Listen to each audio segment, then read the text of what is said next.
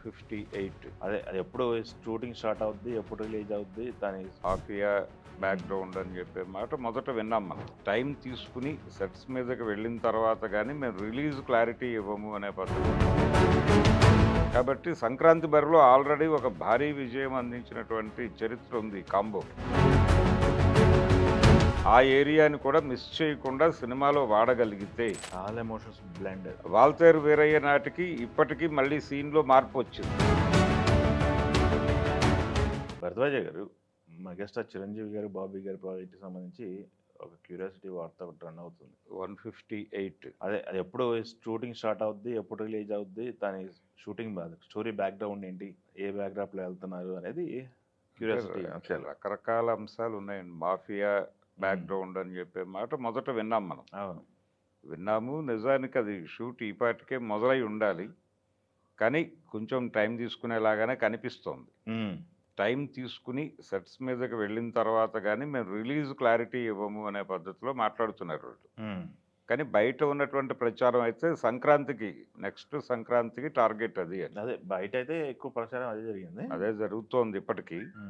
అంటే అభిమానులు కూడా దాన్నే నమ్ముతున్నారు. మొన్న సంక్రాంతికి ఒక బిగ్ బ్లాక్ బస్టర్ వచ్చింది చిరంజీవి వైపు నుంచి, మణిశంకర వరప్రసాద్ గారు. ఆ రేంజ్ సక్సెస్, దాన్ని దాటేటువంటి ఒక హిట్ సినిమా కోసం వాళ్ళు వెయిట్ చేస్తున్నారు సంక్రాంతి బరిలో. కాబట్టి సంక్రాంతి బరిలో ఆల్రెడీ ఒక భారీ విజయం అందించినటువంటి చరిత్ర ఉంది కాంబోకి, బాబీ చిరంజీవి. అది వాల్తేరు వీరయ్య. ఈ సినిమా వాల్తేరు వీరయ్యని మించి ఉంటుంది అని చెప్తున్నాడు ఆయన.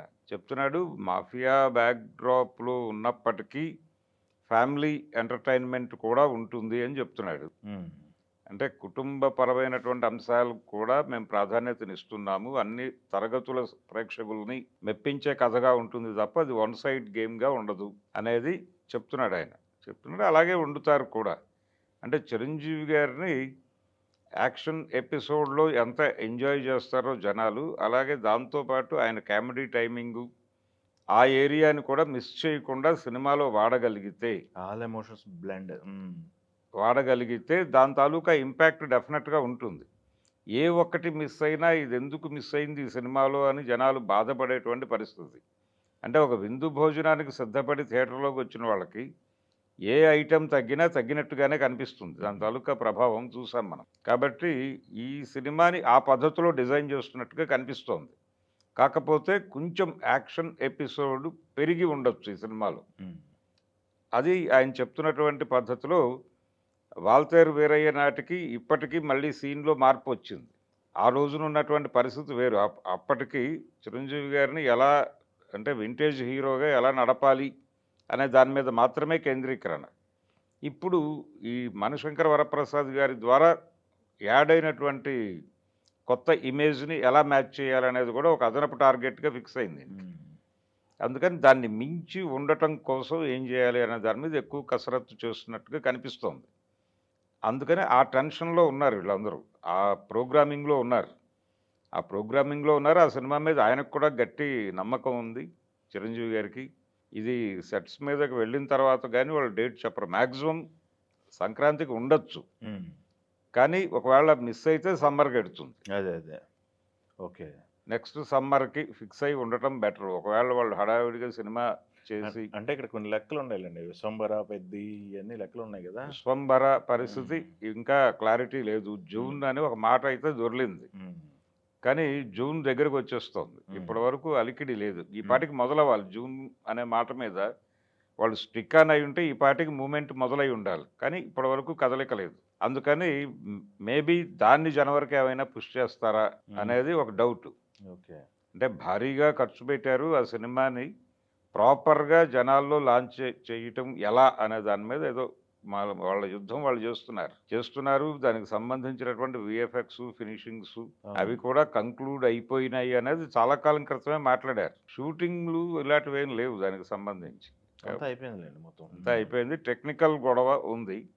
ఆ టెక్నికల్ దీనికి సంబంధించి కూడా మ్యాక్సిమం టైం అయితే ఇచ్చారు కనుక ఇంకా జనం ముందుకు తీసుకురావడానికి మార్కెట్ స్థిరీకరణ ఒక ప్రోగ్రాం ఉంటుంది. దానికి వాళ్ళు పాన్ ఇండియా ప్రాజెక్ట్ అని మొదలుపెట్టారు. ఈ పాన్ ఇండియా లెవెల్ ప్రమోషన్స్, ఈ కథని అక్కడ పరిచయం చేయటం, ఆ గొడవ మొదలవ్వాలి. మొదలైతే ఇప్పుడు మొదలు పెడితే వీళ్ళు కనీసం జనవరికి రీచ్ అవ్వగలుగుతారు. సో జనవరికి ఇది పెట్టుకుంటే ఇది సమ్మర్కి వెళ్తుంది బాబీ సినిమా. బాబీ సినిమా సమ్మర్కి వెళ్తే వీళ్ళకి లీజర్గా ఉంటుంది, కొంత వెసులుబాటు ఉంటుంది. ఆ వెసులుబాటులో మంచి కంటెంట్ ఇవ్వగలుగుతారు. అందుకని మనం సమ్మర్కి ఫిక్స్ అవుదాం. వాళ్ళు జనవరి అంటున్నారు కానీ మనం ఓకే. సమ్మర్కి ఫిక్స్ అయ్యి జనవరికి విశ్వంభరన్ ఏమైనా ఆడియన్స్ ముందుకు తీసుకొచ్చి చిరంజీవి గారిని ఒక ఇలాంటి కథల్లో ఒక ఫ్యాంటసీ స్టోరీలో చిరంజీవిని ప్రాపర్గా లాంచ్ చేసి ఆ కంటెంట్లో చిరంజీవిని చూడాలి అనేటువంటి ఒక కోరిక ఉంది. జగదేక వీరుడు, అతిలోక సుందరి కొంత తీర్చినప్పటికీ అదే. పూర్తి స్థాయి వెళుతుంది. ఆయనకు ఒక పర్సనల్ లెవెల్‌లో ఒక బాధ ఉంది. పాతాళ భైరవి లాంటి సినిమా ఒకటి చేయాలి నేను నా కెరియర్‌లో అనేది ఒక పెయిన్ ఉంది ఆయనకి. అది 2, 3 సార్లు వేదికల మీద మాట్లాడాడు. అలాంటి అవకాశం ఒకటి ఆయన నాగశ్విన్‌కి ఇచ్చాడు. కానీ అటునుంచి కదలికేం లేదు. ఆయన దత్తు గారైతే సీక్వెల్ ఉంటుంది అని చెప్తున్నాడు దానికి. జగదేక వీరుడు, అతిలోక సుందరి సీక్వెల్ గురించి అడపాదడపా మాట్లాడుతూ ఉంటాడు కానీ అది ముందుకెళ్ళే పరిస్థితి లేదు. ఓకే. చూద్దాం. దీంతో జనాల ఫోకస్ అంతా ఫ్యాంటసీ చిరంజీవి అనగానే విశ్వంభర మీద కాన్సంట్రేట్ అయి ఉంది. కాబట్టి దాన్ని ఎంత తొందరగా ఆడియన్స్ ముందుకు పట్టుకొచ్చేస్తే వాళ్ళు చూడటానికి సిద్ధంగా ఉన్నారు ఇప్పుడు. ఓకే. Thank you.